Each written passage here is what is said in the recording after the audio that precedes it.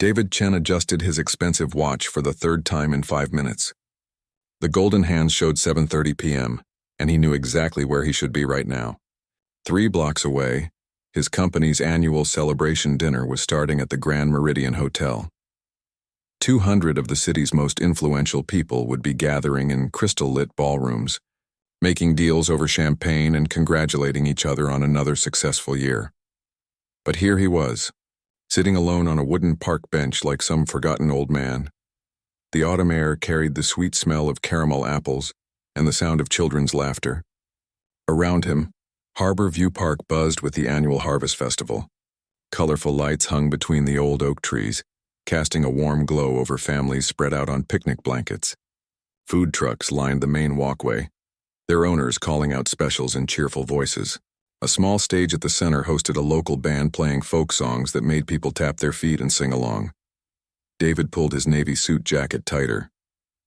The expensive fabric felt out of place here among the casual jeans and sweaters. When he'd left his penthouse apartment 2 hours ago, he'd been dressed for the company dinner. His assistant had confirmed his attendance 3 times. The speech he was supposed to give was still folded in his jacket pocket. Yet something had stopped him from getting in his car and driving to the hotel. Maybe it was the phone call from his mother that morning. She'd mentioned how quiet the house felt since his father passed away 6 months ago. "I made enough soup for 4 people again," she'd laughed, but he could hear the sadness underneath. Old habits die hard, I suppose. He'd promised to visit soon, but they both knew soon meant whenever his schedule allowed. And his schedule never seemed to allow for much beyond work these days. A little boy ran past his bench chasing a bright red balloon that had escaped his grip. His mother followed, calling out, "Slow down, honey," as she tried to keep up. When she caught the balloon and handed it back to her son, the boy's face lit up with pure joy. He hugged her legs tightly before running back toward what David assumed was their family gathering. David watched them go and felt something twist in his chest. When was the last time someone had looked at him like that? When was the last time he'd felt that kind of simple, uncomplicated happiness? His phone buzzed with another text from his assistant. "Sir, the dinner starts in 30 minutes. Shall I tell them you're running late?" He stared at the screen for a long moment, then turned the phone face down on the bench beside him. 43 years old. And this was his life. He'd built Chen Technologies from nothing, starting in his garage 12 years ago with barely enough money for ramen noodles. Now the company employed over 5,000 people across 4 countries. Last month, they'd closed their biggest deal ever with a tech giant in Silicon Valley. His personal net worth had crossed the 100 million mark sometime last year, though he'd stopped keeping exact track. By every measure that mattered in the business world, David Chen was a massive success. So why did he feel like such a failure? A group of teenagers walked by, sharing a large bucket of popcorn and arguing playfully about which movie to see later. Their easy friendship reminded him of his college days, back when success meant passing his finals and maybe having enough money left over for pizza with friends. Life had been simpler then. Harder in some ways, but simpler. When had everything become so complicated? When had every conversation become about quarterly reports and market projections? When had he stopped having friends and started having only business contacts? The festival crowd grew thicker as the evening went on. David found himself studying the faces around him. A grandmother pushing a stroller while her daughter walked beside her, both women chatting and laughing. A couple in their 60s sharing a funnel cake, the man wiping powdered sugar from his wife's cheek with gentle fingers. 3 families who'd clearly come together, their kids running between the different picnic setups while the adults kept watchful eyes on them. Everyone seemed to belong somewhere. Everyone except him. His phone rang and he glanced at the caller ID. Jennifer Walsh, his VP of marketing and probably the closest thing he had to a friend these days. He let it go to voicemail, then immediately felt guilty about it. Jennifer would be at the dinner, making excuses for his absence. She'd probably fielded dozens of questions about where he was. The truth was, he couldn't face another evening of forced smiles and strategic conversations, another night of people laughing at his jokes because he signed their paychecks, not because he was actually funny. Another dinner where he'd eat expensive food that tasted like cardboard and listen to speeches about teamwork and family values from people who worked 80 hours a week. He'd been to dozens of these events over the years. They all felt the same. Hollow, empty, like everyone was playing a role, including him. But this festival felt different. Real. The laughter here wasn't calculated or polite. When children cried, their parents actually comforted them instead of handing them phones to keep them quiet. When people hugged, it lasted longer than the brief, professional embraces he was used to. David realized he couldn't remember the last time he'd hugged someone who wasn't his mother, and even those were rare these days. A small mariachi band started playing near the fountain, and several couples began dancing on the grass. An elderly man extended his hand to his wife, and despite her playful protests about her 2 left feet, she took it. They swayed together to the music, and David saw 50 years of marriage in the way they moved together, comfortable and natural. His chest tightened again. At 43, he'd never even come close to that kind of connection. Oh, he'd dated. Plenty of women were interested in David Chen, successful CEO, but none of them had seemed interested in David Chen, the man who still got nervous before big presentations and who'd rather stay home reading than attend most social events. The band finished their song, and the dancing couples applauded. The elderly man spun his wife one more time, making her laugh like a teenager. David found himself smiling for the first time all day. Maybe that's why he'd ended up here instead of at the hotel. Maybe his soul had finally rebelled against another night of pretending to be someone he wasn't sure he wanted to be anymore. David was still watching the elderly couple when he heard a small voice beside him. "Are you sad?" He turned to find a little girl standing next to his bench, maybe 6 or 7 years old. She wore a bright yellow sweater with a cartoon cat on it, and her dark hair was pulled back in 2 ponytails tied with rainbow ribbons. Her brown eyes studied his face with the kind of direct honesty that only children possess. "I'm sorry?" David asked, surprised. "You look sad," she said matter-of-factly, tilting her head to one side. "My mama says people who sit alone usually need someone to talk to." David glanced around, looking for angry parents rushing to collect their wayward child, but he didn't see anyone nearby who seemed to be missing a little girl. "I'm not sad," he said, though even as the words left his mouth, he realized they weren't entirely true. "Just thinking." "About what?" the girl asked, completely unbothered by talking to a stranger. She had the fearless curiosity that adults spend years trying to rediscover. "Grown-up things," David said, hoping that would end the conversation. He wasn't used to talking to children, and he had no idea what was appropriate to say. "Oh." The girl nodded seriously, as if this explained everything. "My dad thinks about grown-up things, too. Mama says it makes him grumpy sometimes, but ice cream helps." Despite himself, David smiled. "Ice cream helps?" "Uh-huh. It's hard to be sad when you're eating ice cream." "That's what my abuela says. She's really smart about these things." The girl's easy confidence was disarming.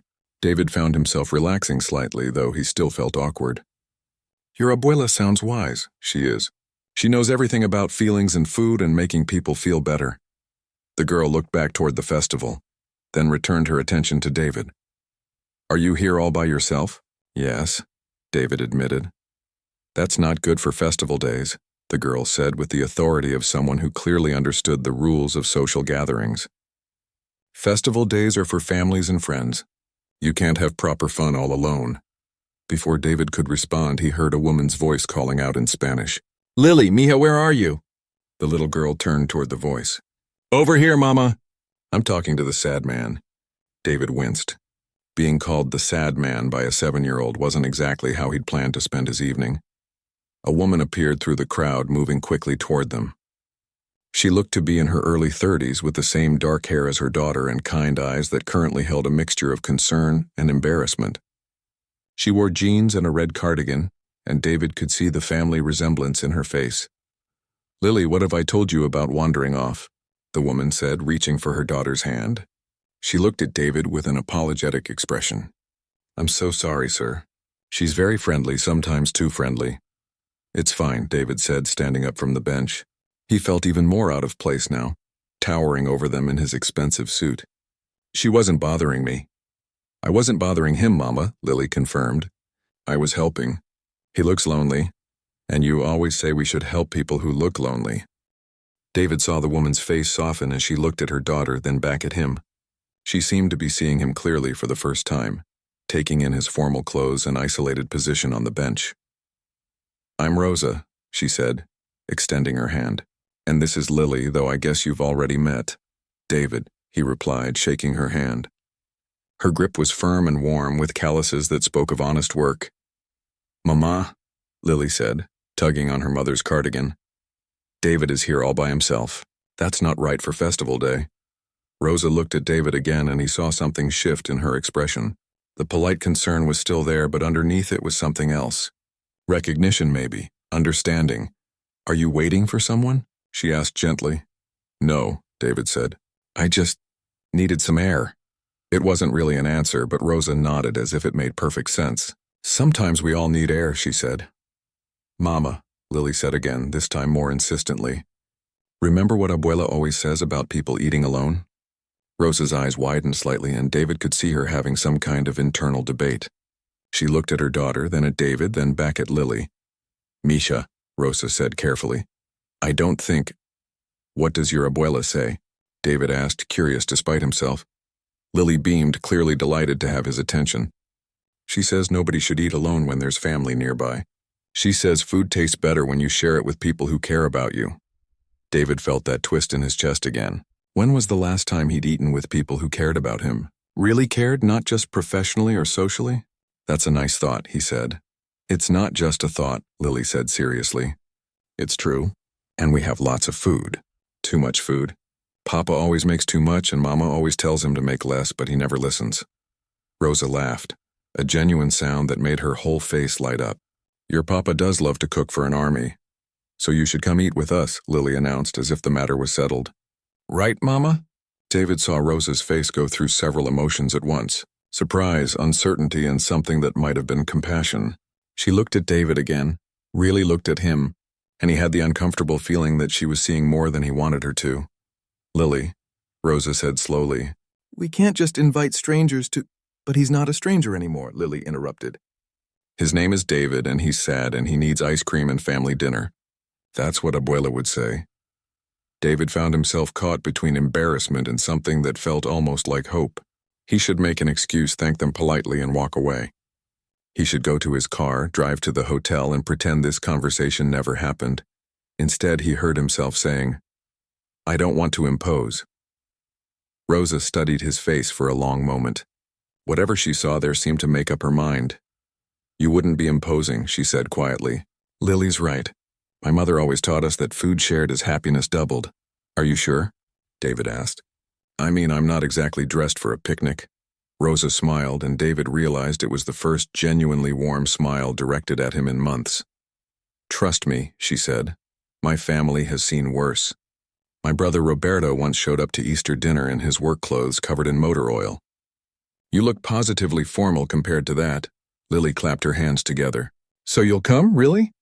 David looked at this little girl with her rainbow ribbons and her absolute faith that sharing dinner could fix whatever was wrong with the world. He looked at her mother, who was offering kindness to a complete stranger because it was simply the right thing to do. "Yes," he heard himself say. "I'd like that very much." Lily grabbed his hand with the confidence of someone who had never met a stranger, and David felt something he hadn't experienced in years. He felt like he belonged somewhere. Lily pulled David through the festival crowd with the determination of someone on an important mission. Her small hand felt warm in his, and he found himself smiling at her confident chatter about her family. "Wait until you meet my abuela," Lily said, weaving between groups of people. "She's going to love you. She loves everyone, but especially sad people, because she says they need the most hugs." "I'm not sad," David protested weakly, though he was beginning to wonder if maybe he was.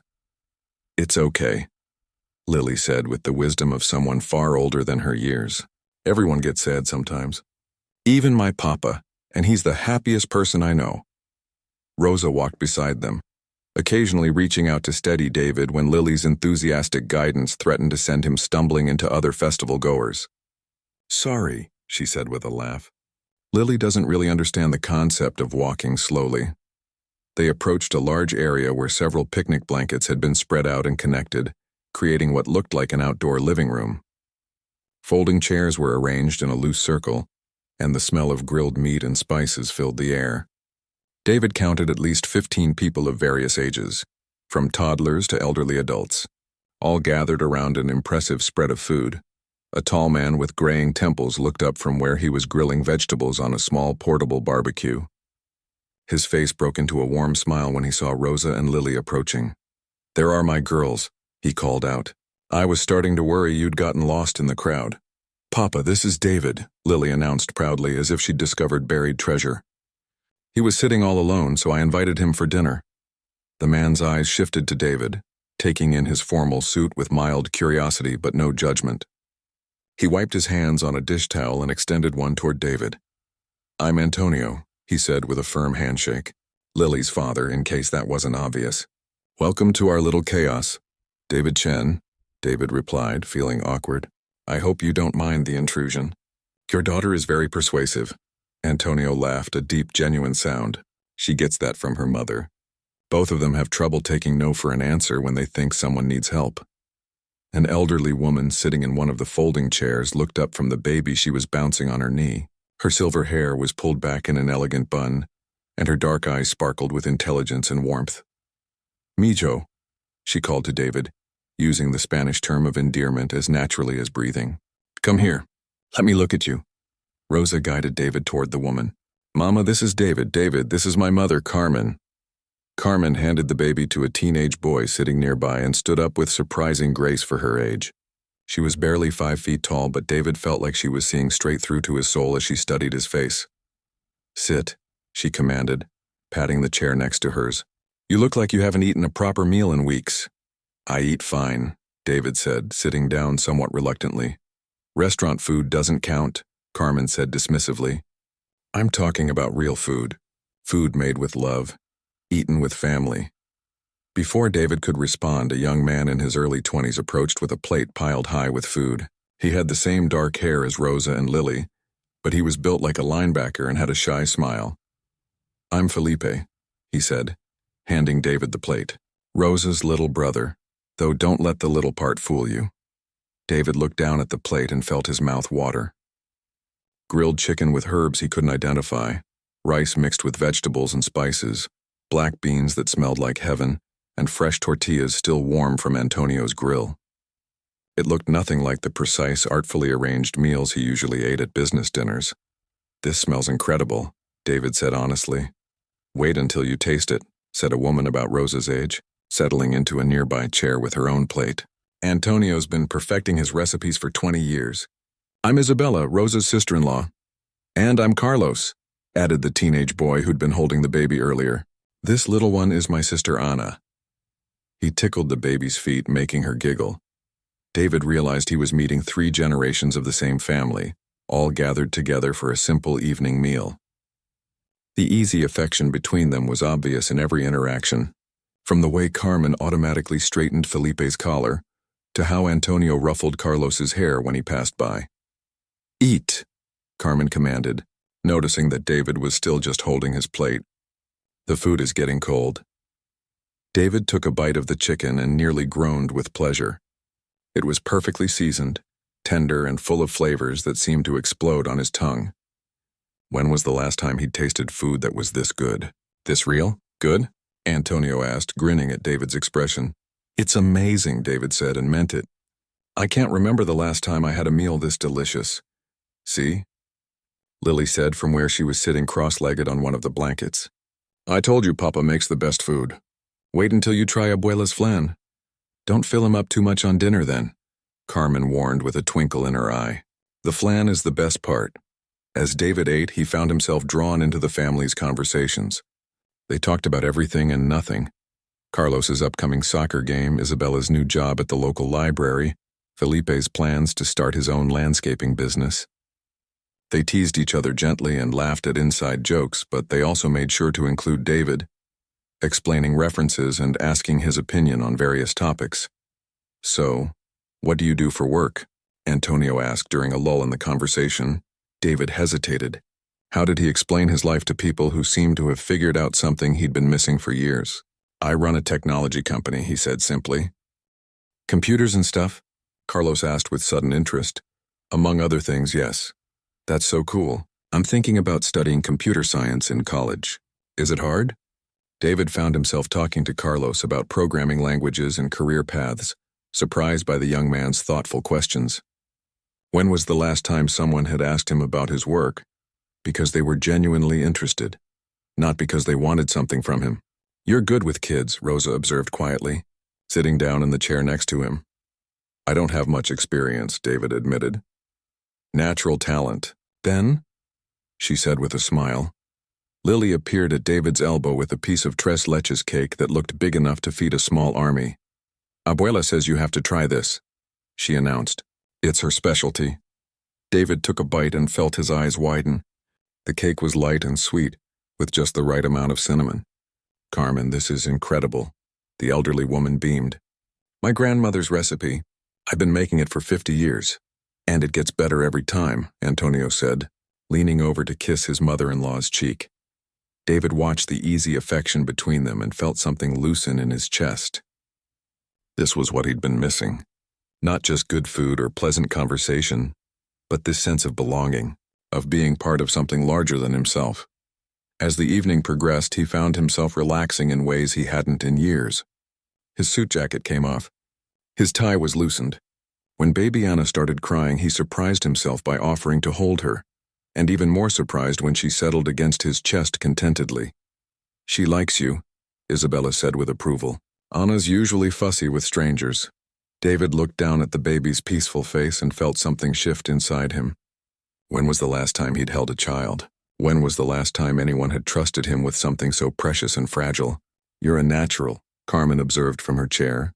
"Some people are born knowing how to love. They just forget sometimes." David met her knowing eyes and wondered if she could see all the lonely years written on his face. But there was no judgment there, only kindness. As the festival lights twinkled around them and this remarkable family continued to welcome him like he'd always belonged, David realized something profound was happening to him. For the first time in longer than he could remember, he felt genuinely happy.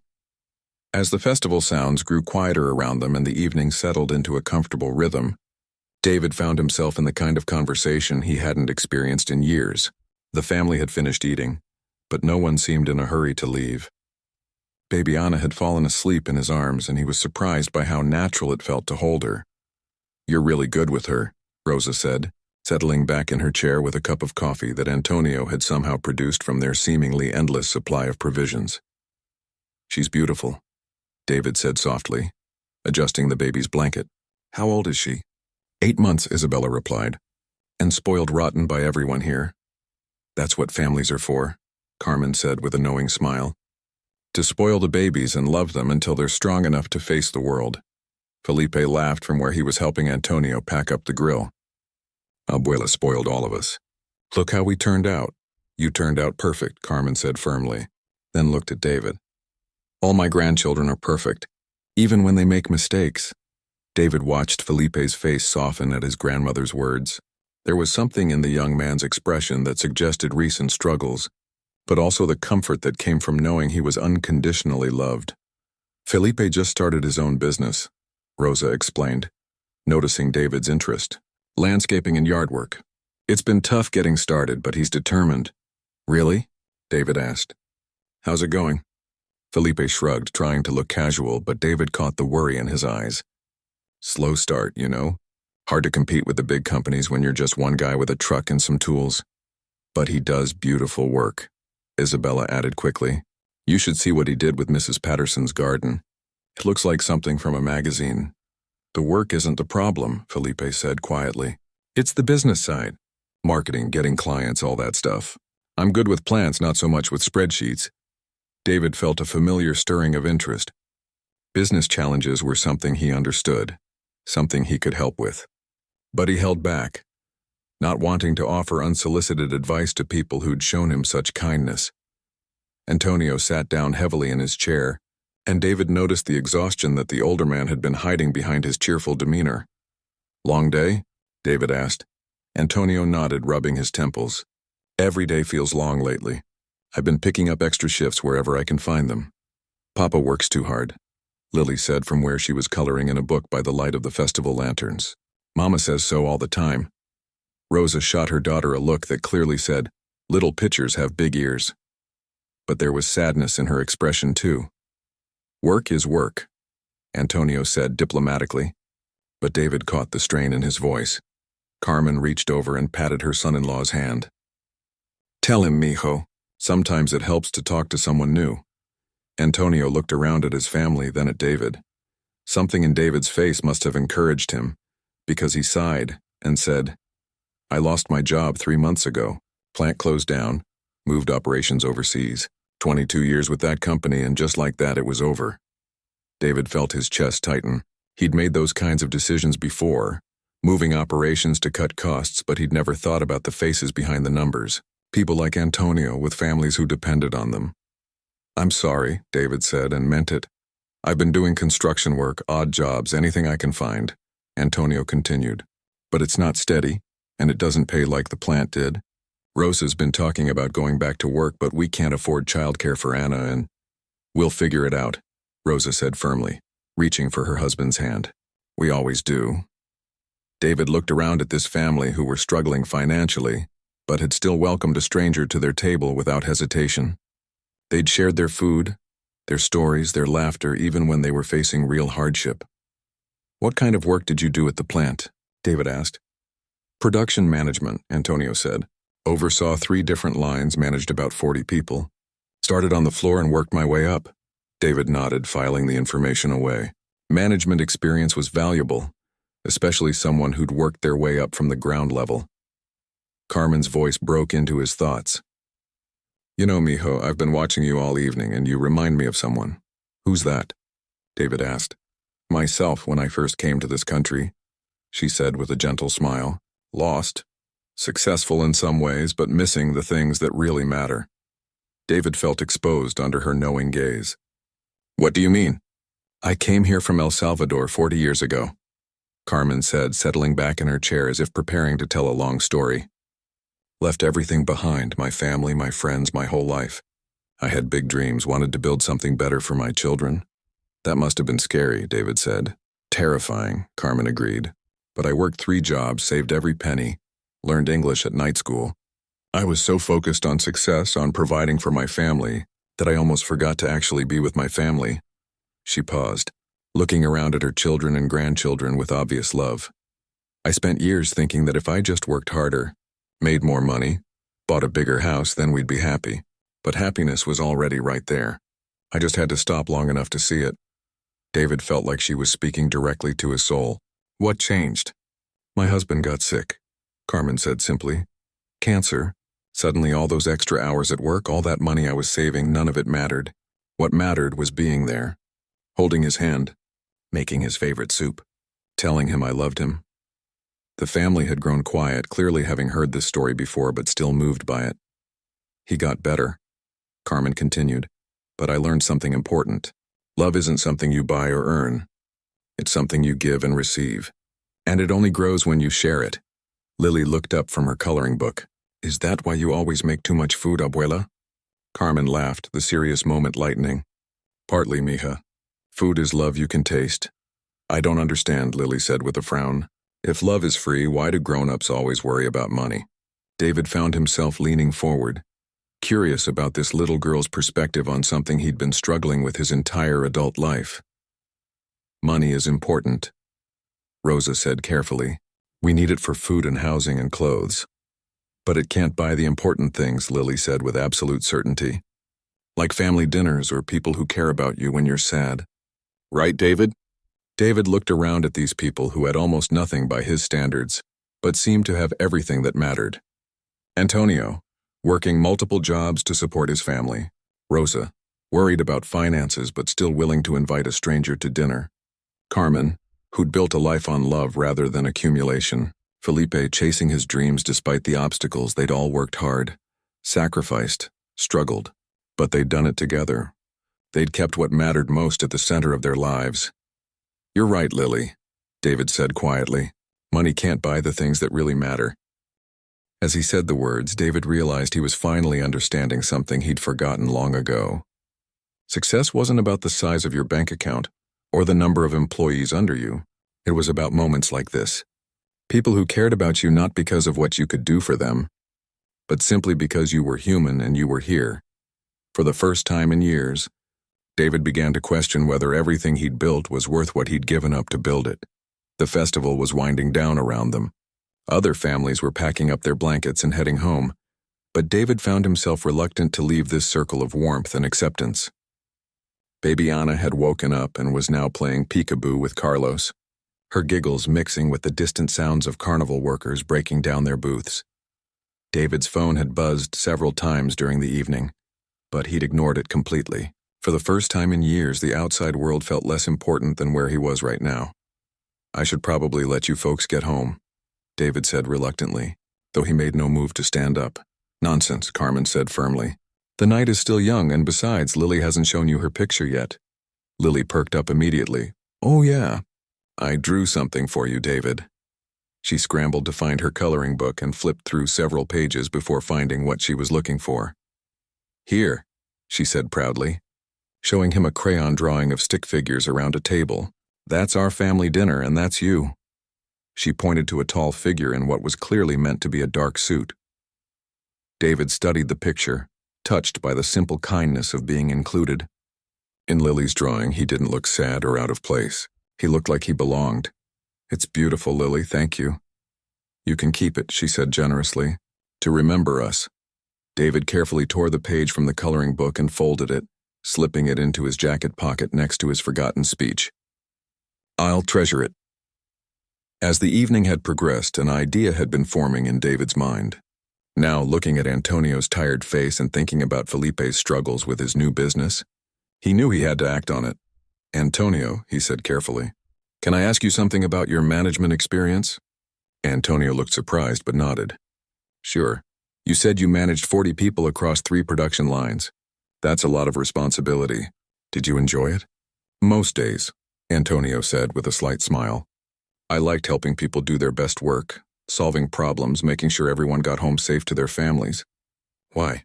David took a deep breath. This was delicate territory. He didn't want to offend these people who'd shown him such kindness by making them feel like charity cases. "My company has been expanding," David said slowly. "We're opening a new manufacturing facility next month, and we need someone to run day-to-day operations.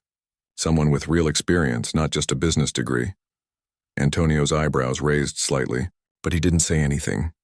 "The thing is," David continued, "I've learned tonight that experience isn't everything. Character matters more.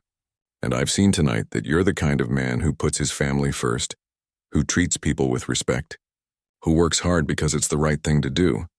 "David," Rosa said quietly, clearly understanding where this was going.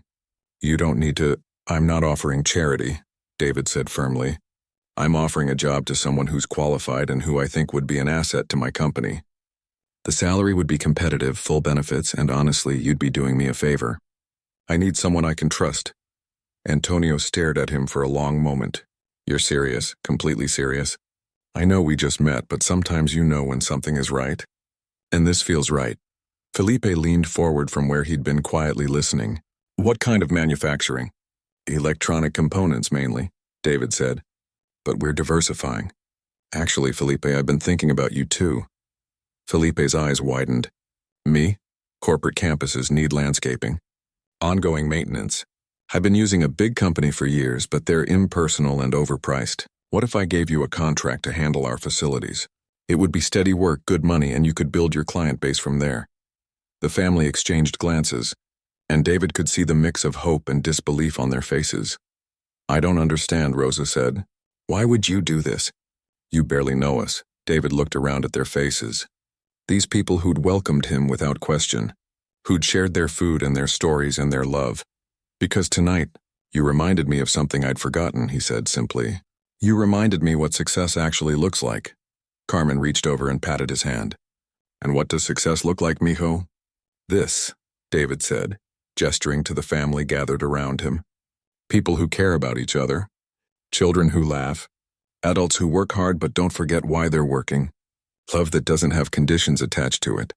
He paused, looking down at baby Anna, who was reaching for his tie with chubby fingers. "I built a company worth hundreds of millions of dollars," he continued. "But I never built anything like what you have here. A family, a home, a life that actually means something." Lily moved closer to him, leaning against his chair. "So are you still sad?" David considered the question seriously. "No, sweetheart. I'm not sad anymore. I'm grateful." "Good," Lily said with satisfaction.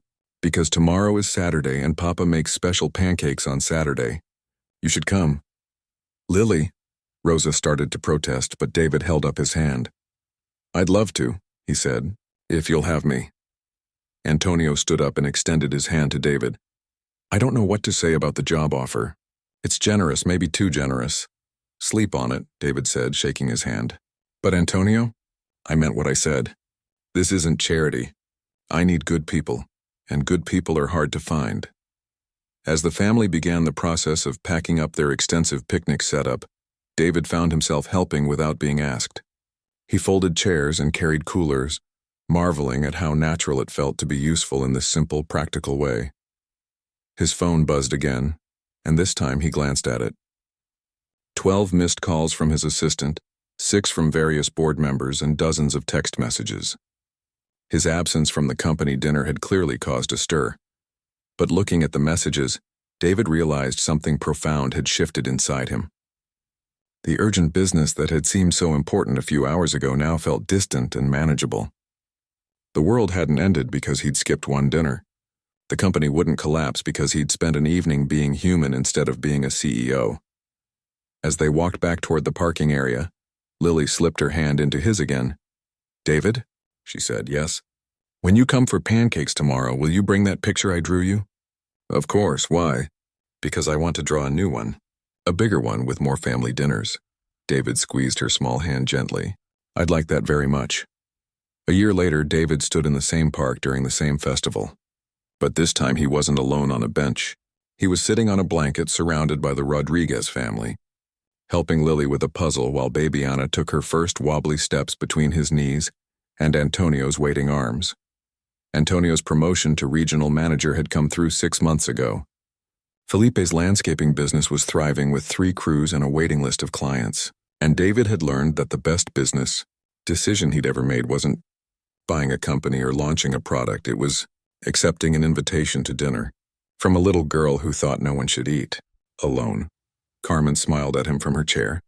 Holding a new baby, Carlos's son, born just last month. You look happy. Mijo, she said. David looked around at his chosen family, at the life he'd found when he finally stopped running from connection, and smiled back. I am, abuela. I finally am.